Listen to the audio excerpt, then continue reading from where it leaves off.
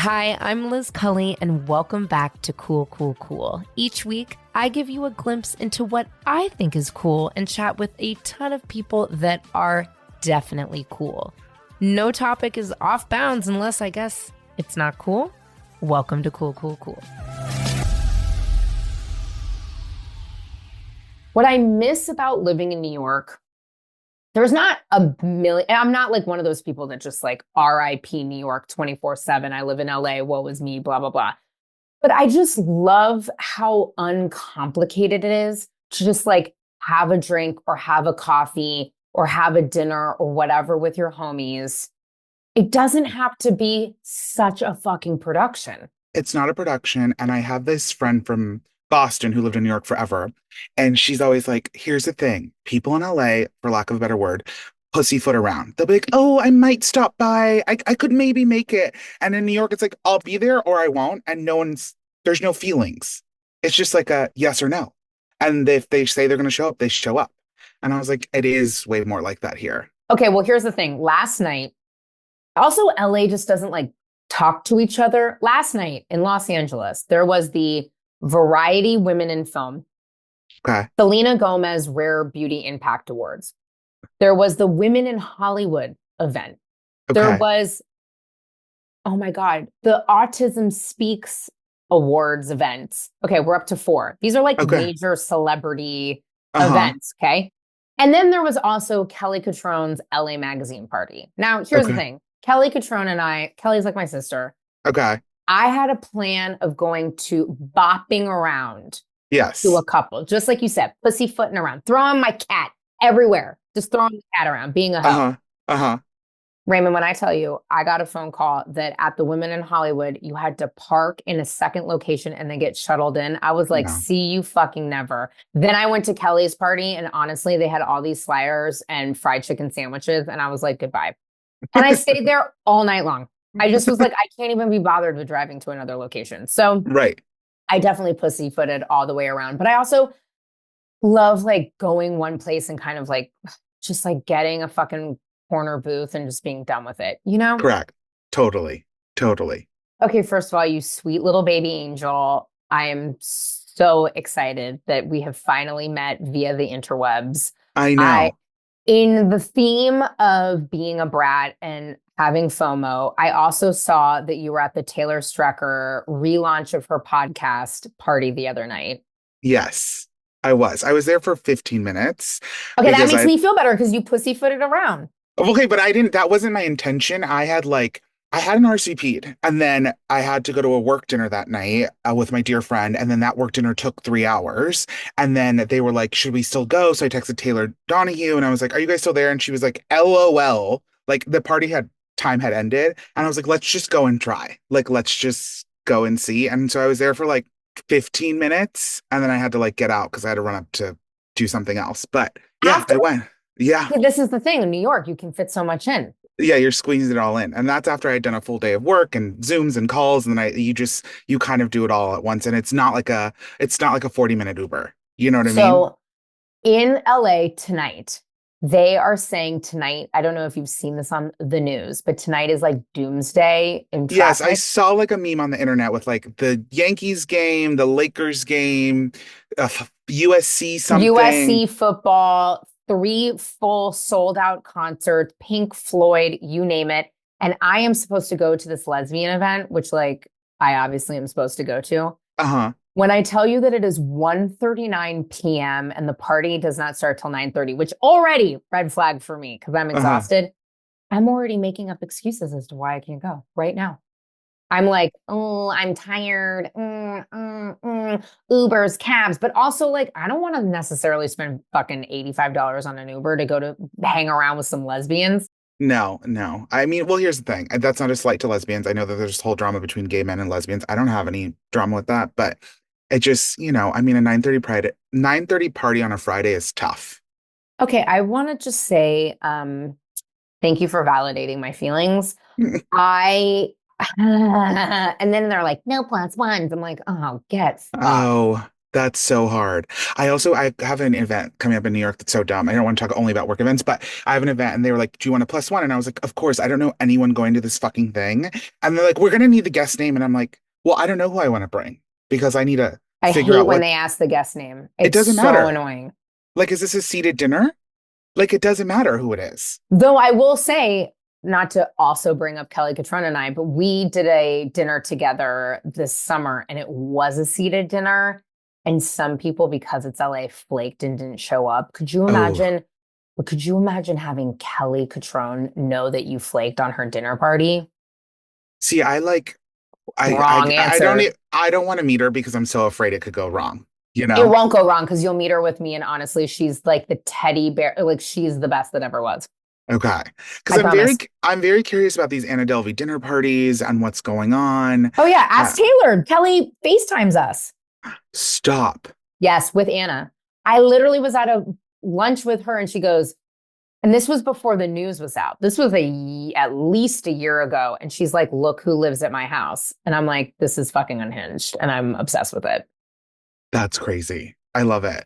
What's your favorite part about living in New York other than the fact that you're famous and you can go to multiple parties in a night? I'm really not. I'm really not. I think my Oh, favorite wait, part about actually, hold on. Did you not DM me when I had my work party the other day and you were like, bitch, I'm going to be on this list? And I was like, okay, bold Raymond, I'm into this. Okay. Well, because I recently like had a couple friends being like, "You're not telling people what you want, and you need to like let people fucking know what's gonna happen." I And love I it. was like, "Okay, well, I'm gonna start telling people then, and we'll just see how it fucking goes." But so yes, I will be on that list next year. But my favorite part about living in New York is I lived in LA for years. I went to college there. I had friends there. I tried to make it there as like an actor and a comedian. It never happened. And then I moved to New York. My whole life changed. And I think part of that was I was like, you know what? I'm gonna like do what I've and try and be the person I've always wanted to be. And that was like literally this is so cheesy and fucking annoying, but like I wanted to be like the gay guy I always wanted to be. And I didn't do that in LA because I only had straight friends. So I Okay, came first of all, here. I hate all of this because why weren't we friends in LA, which I is know. annoying. But because I was here, honey. Yeah. What do you mean? I want to dive a little deeper. And what does it mean that you wanted to be the gay guy you always wanted to be? So like for example, like I didn't have like a best gay friend that was like a gay man or a lesbian or anyone. I didn't go to gay bars. I didn't like experience that. Like we didn't watch Drag Race. I didn't go to Fire Island. I didn't like have that like community of people who like understood what it Yeah. was like to come out. And all of my friends were lovely and they're like, "We always knew you were gay and blah blah blah." And I'm like, "But you don't know what that was like." And then there's that shared bond and then you're kind of like I used to have to be like, "Can we go to a gay bar?" Like to my friends, because I was like, I didn't have any gay guy friends and I just had girlfriends who were super supportive, but I would have to ask. And like here, I like text my friends and I'm like, "Let's go out." And it's like, we're going to a gay bar no matter what. It's like we don't even go to straight bars. And so like, not that I have anything against that, but I was like, I wanted to be who I am and like it not be a thing, Yeah. you know? Oh my God, are you kidding me? That's like Yeah. why I left San Francisco. I mean, Yeah. I'm born and raised from there. Everybody has this misconception that like everyone's queer, which is not necessarily true. No, not at all. Not at all. And then I moved to LA and here's what I'll say. I really, because everybody calls me bougie and a brat on the internet. I'm really getting that feedback a lot recently, which Okay. I mean, That's fun. duh. That's fun. Well, it's the truth. So, but I really had a very hard time feeling comfortable in lesbian bars here in LA because I never felt like lesbian enough. Right. You know what I mean? And Yeah. I'm married. It's like, it's not like I'm not around Yeah. queer folks and queer women, but I always was kind of like, I don't know. And the gay bars in LA, like Blazing Saddles, RIP, actually, LOL, not RIP, like have fun in Yeah. your deathbed.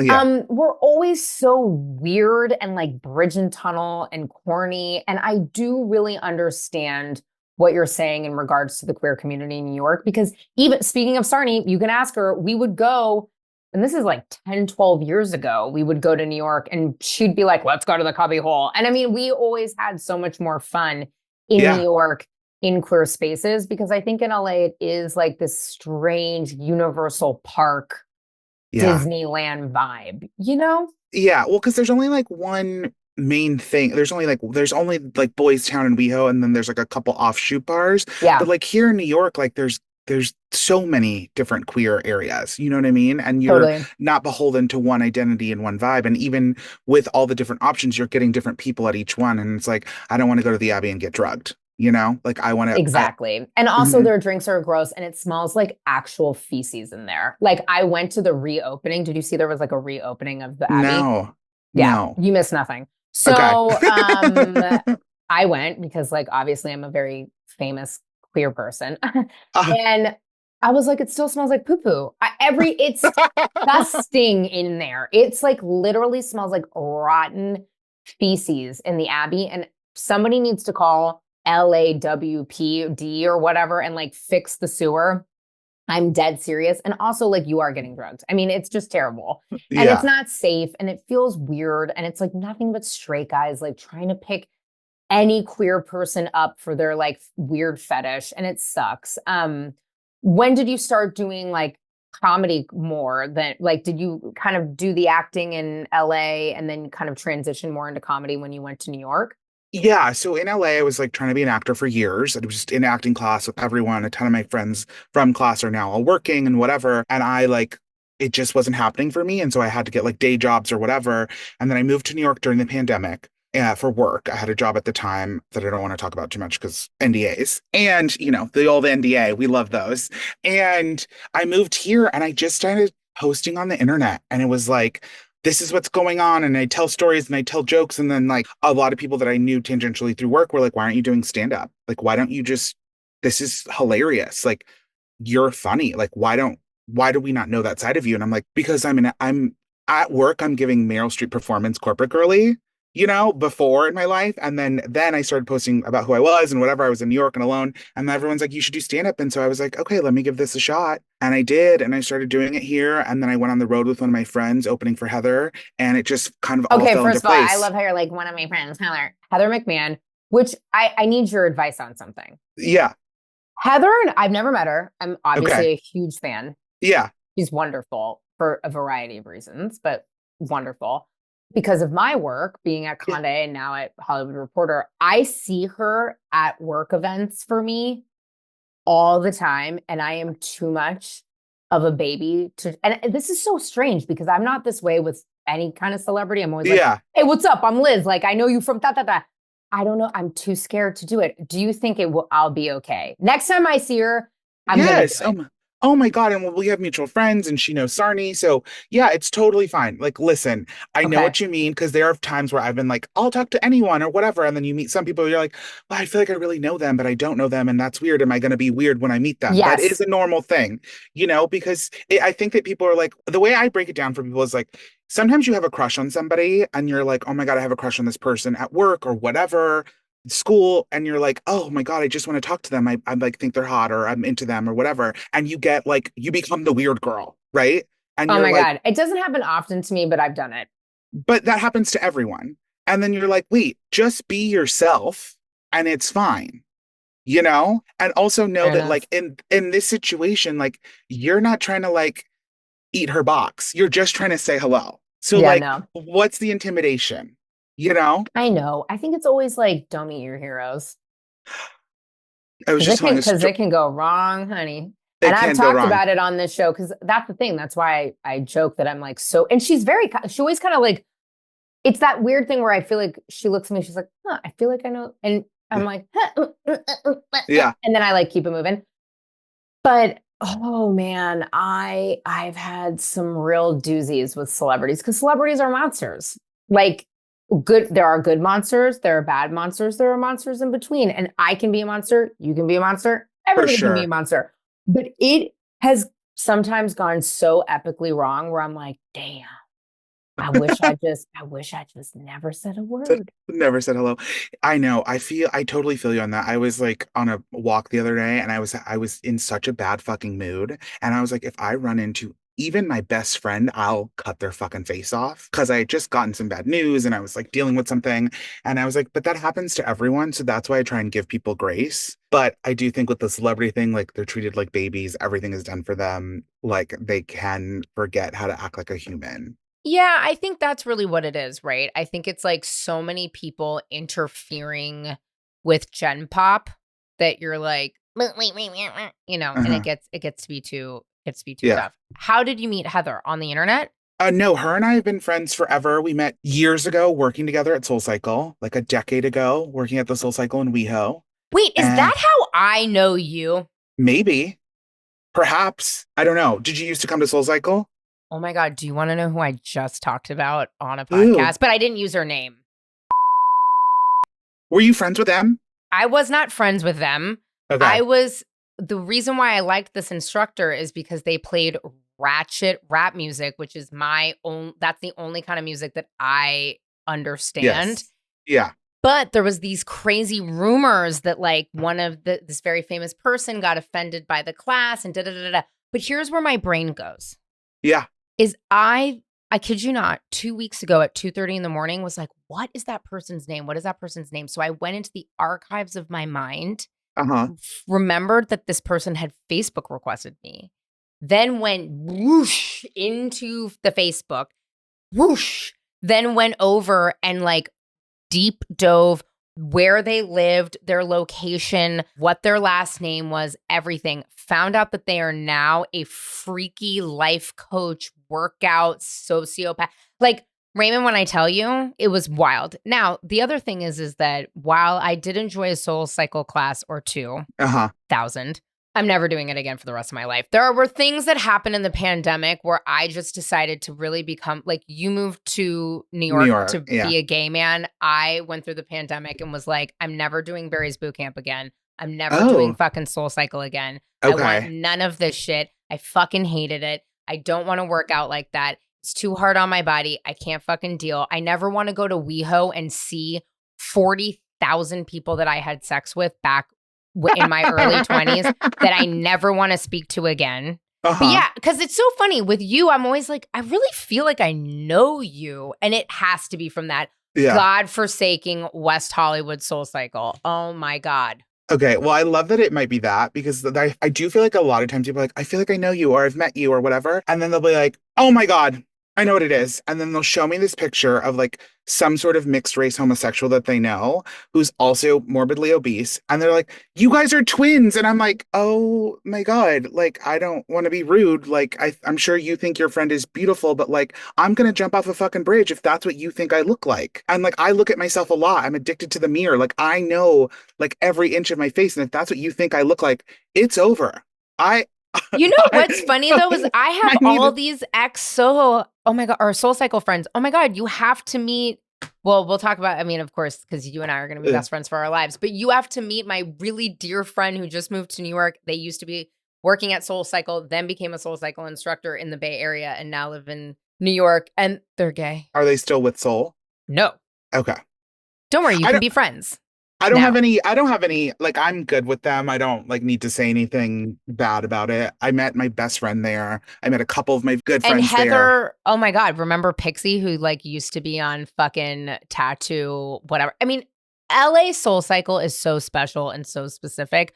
My sister is an original Upper West Side Soul Cycle person, Oh, the OG.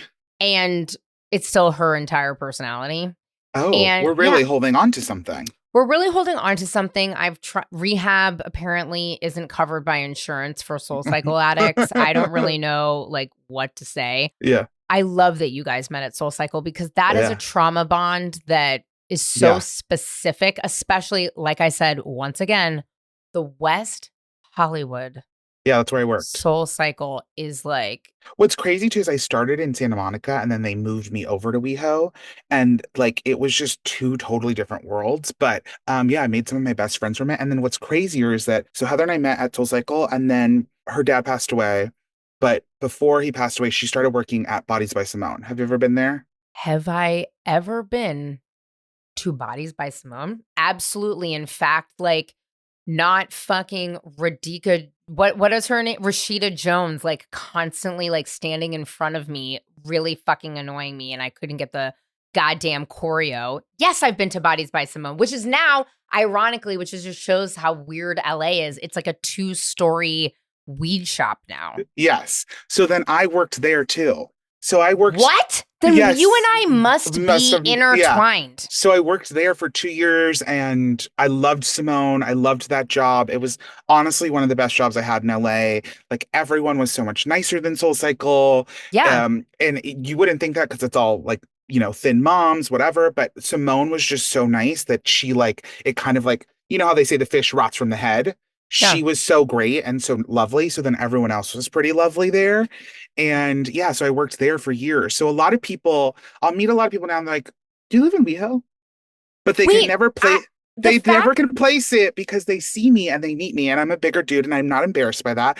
But they will never guess the gym. And me and Heather used to have this fun party trick before we were like comedians and actors, whatever. And we'd be like, they'd be like, "Where'd you two meet?" We're like, "Work." And they're like, "Where do you work?" And we were like, "At a gym." And people would be like, and like their mouths would drop. And we're like, "Don't worry, we don't do the workout. We just work there." Because then they get paranoid that they're gonna look like us, which is fine. It's not a big deal. But Okay, yeah, you're being so silly. But I do yeah, love that you listen, the workout culture niche situation of specifically West Hollywood is so insane. Like, I mean, no. like even Cycle House, like the drama with Cycle House, like it's the whole like, if you know, like you had to be there. Oh You my had to God. It know. was like the heyday. And like I remember too, like I've had, my weight's always yo-yoed like Oprah without Ozempic. And like it just By the way, babe, same. yeah, so it goes up and down. It's a roller coaster. I love it. I went through phases where I would work out at all the trendy gyms because I had been at one and ClassPass, which is a disaster now, used to have an unlimited. So then I'd go to all those classes. Oh, And so I'm sorry. Actually, do you know what you and I were called? Because I was on ClassPass like the original, like yes, and yes, same. You know what you and I did though?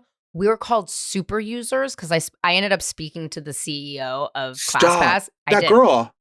Yep. It was a girl. Yeah. Yep. Because so we broke the system. Yes. Like you and But I I would are only the do it like I'd be in a binge phase. Like I'd be working out uh, twice a day for like 3 months and then I wouldn't use it. And then I'd like get back on because like that's how my weight would fluctuate. for years I did it and also the treatments and I can't remember and then they changed it was all the point system and Yes. whatever through work I ended up meeting her and I was like hey and telling her about my journey and she's like you are what we called super users and you actually like we didn't expect anyone to work out like that. I'm like, you didn't expect anyone who grew up in the 90s with eating disorders to Right. fucking do that? Like, what's wrong? Like, what? We all hate ourselves. She's Yeah. like, you guys basically like broke the system of ClassPass. Wait, I love that. Like, I've never been called a super user, and I love that I'm that for exercise because you would never fucking know.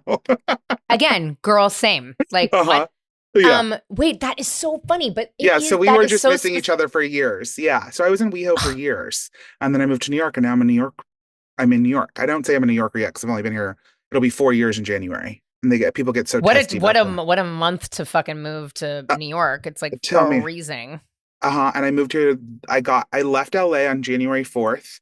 I landed January 5th at I got to my temporary dwelling, the sublet that I had at like 1 in the morning. I didn't tell my parents I was moving. And then I just sent my mom a video of me doing an interpretive dance to Law and Order. And like my apartment had a view of the Empire State Building. And Oh, I was like, Mom, I moved. And my mom freaked out, started calling me, and I was like, Mom, I've been flying all day. I'm tired. I'll call you in the morning.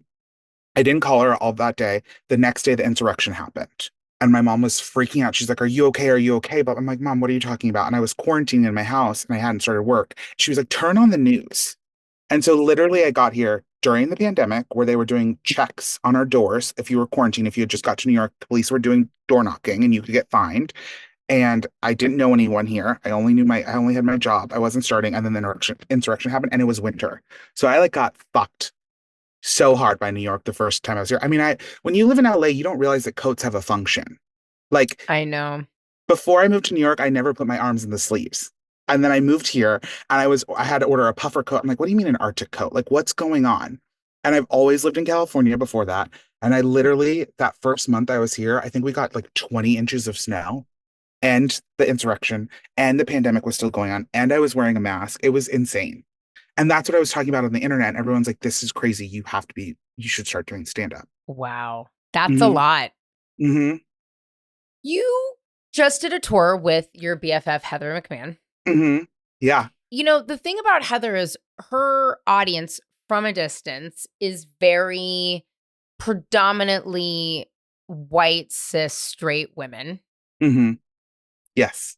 And you're traveling to places in the South. Yeah. You're on stage. Yeah. Listen, I've experienced homophobia everywhere, like California, like it doesn't really fucking matter. Like any San Francisco, West Hollywood, New York, it's everywhere. So that's Everywhere. Yeah.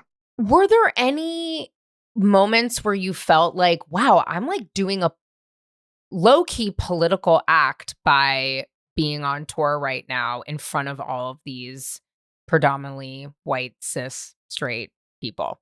I mean, yeah, it was definitely like I don't really talk about politics, but being a gay man who is mixed That's race, political. it's just a political statement of its own, right? And I grew up Catholic, and so there's so many layers there. And yeah, there were definitely moments. I mean, luckily enough, like whether or not the audience is white or mixed or straight or whatever, everyone knows at least one gay person. Whether or not they like them, that's to be determined. So my goal is to hopefully just be like, hey, like I am just a fucking human, as is the other gay person you probably know, and I hope that you can laugh.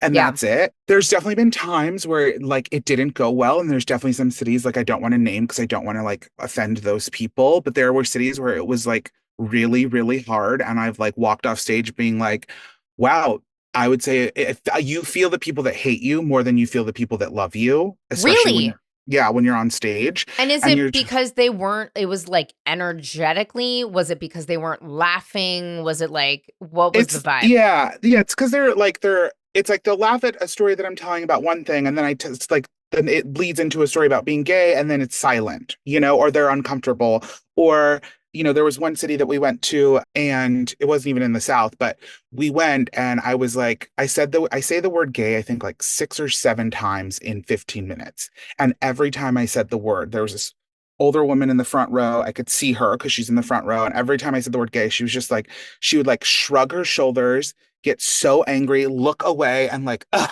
like audibly like express herself.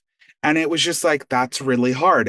But it fucking happens. And then I think the like hardest thing, the only time I really got political, and I wish I had the tape from it because it was super fun, was we were on tour. We'd been on tour. We started in December of 2022. And then in March 2023, we were going to Tennessee. And that's when everything was happening with the drag shows and trying to ban them and etc. And drag queens they said they were going to arrest them if they performed. And when I first started touring, I used to come out in like hot pants and like an Officer Dangle outfit. I was in like short shorts.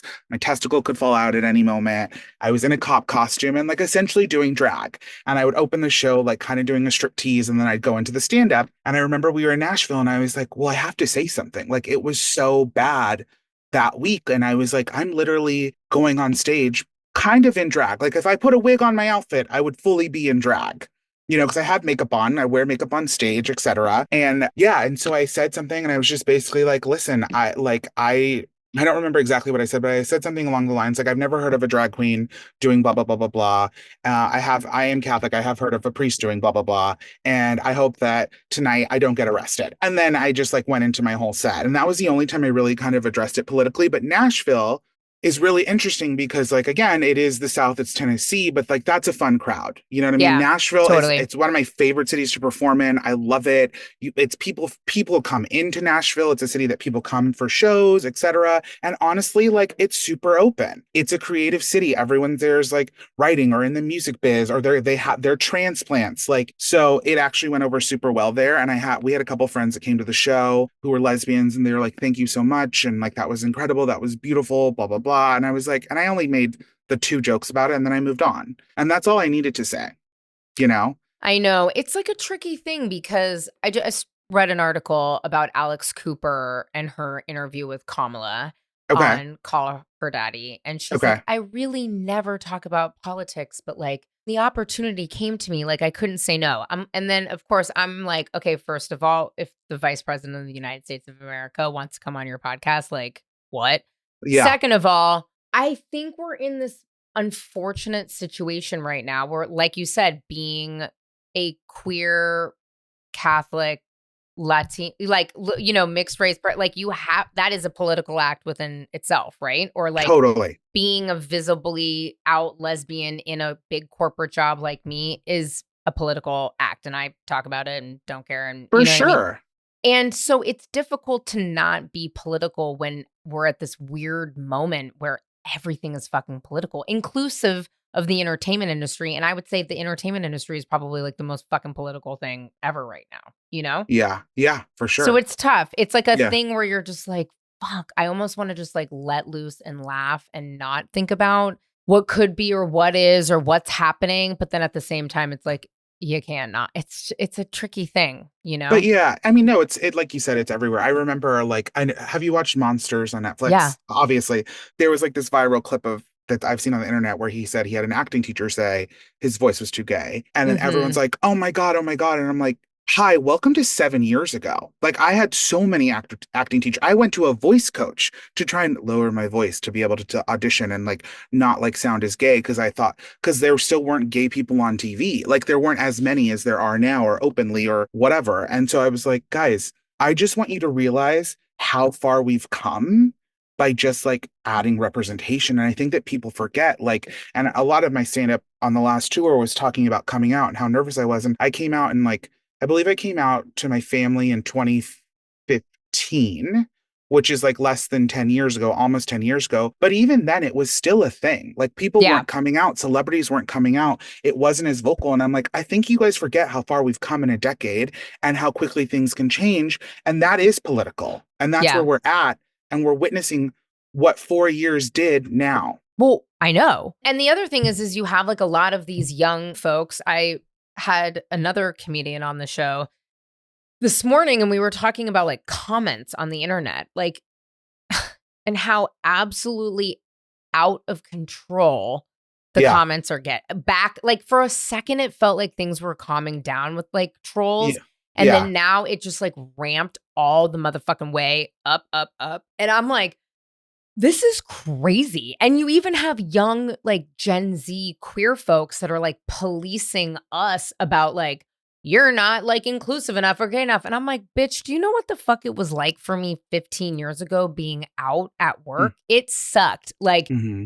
girl, I was like, you were like watching Teletubbies. I don't even know if Teletubbies was like a thing Yeah. back then. You were watching Ariana Grande on Nickelodeon. Yeah, I'm Sam and Cat. Well, I think that we have to remember that it's a spectrum, and like everyone can choose. That frustrates me. I don't look at comments. I really try not to. Like I How do just you avoid. not though? But then how do you get to the good, like, there's great comments. My friends will send me TikToks and they'll be like, "Oh my God, read the comments." I just have like trained myself to not look at them. It blows my mind that people write negative shit. Like I'll troll my own friends. Like I'll be like, "Oh my God, blah blah blah." Like I'll make a joke on their post or whatever, and they know it's coming from me and what it really means. They can read between the lines. But I have never once like commented, I don't think, on someone. I don't like, I'm like, I would never comment anything like that. I might like send it to a friend and then like voice note them the nasty thing I want to say, like a normal fucking person, but I don't Like post a on the normal internet. person. Yeah, but I Literally don't like a post normal on the person. internet. But it is wild. It was I like recently posted like about a month ago, maybe I went to the US Open and I posted this video of Travis and Taylor from it. And it was like I made like a very kind joke. The Swifties like were approved the joke. I've never posted about her. I'm not a Swiftie, but I just posted the video because it was like LOL to me because she's hammered in the video. Or I think she's hammered in the video. I think And she stays hammered at these events, and I love to see it. well, I mean, one honeydeuce there, it really sent you over. So I think she had one and it did her in. But all these people started commenting and then it got political. And I was just like, and it was giving me anxiety and it didn't even have anything to do with me, but I was getting the notifications anytime I opened the app. And then I was like, I think I need to turn off the comments on this because like, I'm not even a fucking Swiftie and I don't give a shit. But I just let it. My one friend was like, you can't turn off comments, just leave it and ignore. And then I did. And now I know. Well, I have a current video right now that like it's never ending and it's every day. And I posted this like I kid you not almost a month ago, and it's not. It's Yeah. really. But I also like I do crazy that like I do comment back to the trolls. I know I shouldn't, but Oh, you I'm do? not. I avoid. I know, I don't. but I go back and forth. Right now, I'm in an engaged era. Okay. Sometimes I'm in a no era. Right now, I'm in the like. I'm in it. Yeah. You have a lot of famous people that come to your shows. Who's the most famous person that came to your show and made you like gooped and gagged? Oh my God. Well, here's the thing. Like, I think that, well, they're coming for Heather. They're not coming for me. It doesn't matter, but you're there and it's your show too. And like Heather Yes. is lovely and you guys like Yeah. co-post everything. So I don't care. Yeah. I'm Yeah. still going to ask So, the same question. so sometimes we don't end up meeting people. And a lot of times, like when people come backstage, I don't always go out and say hi because I am actually more shy than people realize. And there's been times where we've had people come back and they're like, oh my God, I'm like, have we met? And then they're like, I know everything about you. And I was like, bitch, if you thought the 15 minutes I did on set is my whole autobiography, you really don't know me, but I love that you think that. But that's fun. That means I did a good job. I made you feel like you knew me and I made you laugh. But I think I didn't meet them, but I know that Mandy Moore and Hilary Duff came to our show in LA, which is I just sat next to Hilary Duff on the plane. which is just like it's such a thing for me because like hey now like well it's iconic that and they also like came. I mean, that's a big one. And I had met Mandy Moore previously through another work thing and she was lovely, so I knew she was lovely, but I didn't get to meet them, but my friends who were there saw them and some of them went up to them, etc. But Hilary Duff is wild because when I was a kid I wanted to be an actor and I was like, I'm gonna move to LA and I'm gonna be Lizzie McGuire. Like that was what I wanted. Like that's what kids wanted. She was like the Disney Channel star for me when I was a kid. You know, she was older and I was like, I want that. I'm going to be her. I'm going to be quirky. I'm going to be a mess. Like I'm going to be like trying to date boys. Like that's what I want. You know what I mean?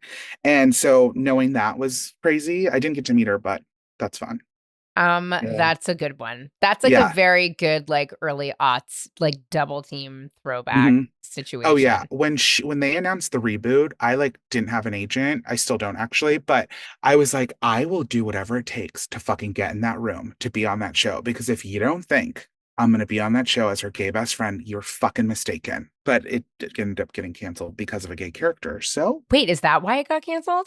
That was the rumor in like the queer space that like they wanted to include some gay characters in the show, and then like it didn't get approved picked or up. something. Yeah, and so then they decided to cancel it. That's what I heard. I don't know if that's true, but allegedly. But yeah, if they do bring it back, I would die to be on that. I'm obsessed with her. Okay, like from then. Let's just manifest. Yeah, I am. I'm manifesting. But yeah, no, I mean, that's who I know who has come to the show. But like, who would I dream to come to the show? Yeah. I'm going to tell you, I would die if Emily Blunt came to a show. Like, that is literally not what I thought you were going to say. What did you think I was going to say? I don't even fucking know. For some reason, Nicki Minaj, but I don't know why that was, which doesn't really make any sense. I'm just telling. Like she doesn't really seem like a no, it does. Comedy that's what I mean. None of this actually tracks and makes sense. Emily Blunt is literally not why Emily Blunt? I just love her. I think she's so talented, and I think that she has a good sense of humor. I mean, she has to be married to John Krasinski, but I just think she's fabulous. And you know, they're doing the Devil Wears Prada reboot, or they're doing the next one, and I hear she's playing like a big like media editor or whatever. And I'm like, if I don't get to play Emily Blunt's character from The Devil Wears Prada in that movie, like I will find that person and haunt them, you know, because I know that they're going to give her some fabulous gay assistant. I mean, I probably need to go on Ozempic before I audition for the part, but I want to play that, you know? Okay. Also, why don't you just like go on the internet and I don't condone self-tapes. I also don't posting your self-tapes on Instagram. I really find it even more cringy than like the Groundlings or Second City, but maybe that's what you need to do. Well, possibly, but I think now, like, because I'm like a comedian, whatever, I do know more people where I could do it through a back channel, you know, versus like an internet campaign. Because like you said, like, even though I don't look at the comments, I know that those comments would be atrocious. I just always feel so But look at what it did for Lucas Gage. I mean, look at him. He posted his audition where the director ate him up and he's a star. I mean, granted, he's so fucking talented, so he deserves it. But yeah, I mean, he posted that and look where it got him. You know what it really got him, though? It got him a shotgun wedding officiated by Kim Kardashian, which is really almost the most wild, you know? Yeah. I really don't know what happened there, but it's crazy. And I think he said he can't talk about it because of an NDA. Oh, the relationship? The divorce. Oh, brother. I know. The NDA culture is wild. I don't care about NDAs. Yeah. Like I've signed many and I signed one this morning. I don't care. Well, I'm Really? also not, yeah, because I'm like, I'm not going to talk about something I can't talk about. And they're not really real, really, Yeah. depending on what they are. And I don't know. The whole like, I'm going to make you sign an NDA. It's like, okay, I Yeah. don't know. Do you know what I mean? Like, what? So we're Well, all just supposed to not fucking talk about anything. I mean, trust me, if everybody could, they would just NDA you up till the cows come home. right. I've just signed a couple intense ones before, so I tried to like the first one I read was for not even a celebrity, but people that worked with celebrities. And I was like reading it. I think I was 22 at the time. Oh, God. Was my first real day job where I was like getting health insurance while I was like trying to be an actor, et cetera. And it was basically like what I was agreeing to was like signing away to be like pursued legally for like over millions of dollars of damages and also like 15 plus years of jail time if I violated the NDA, which was crazy to read at 23.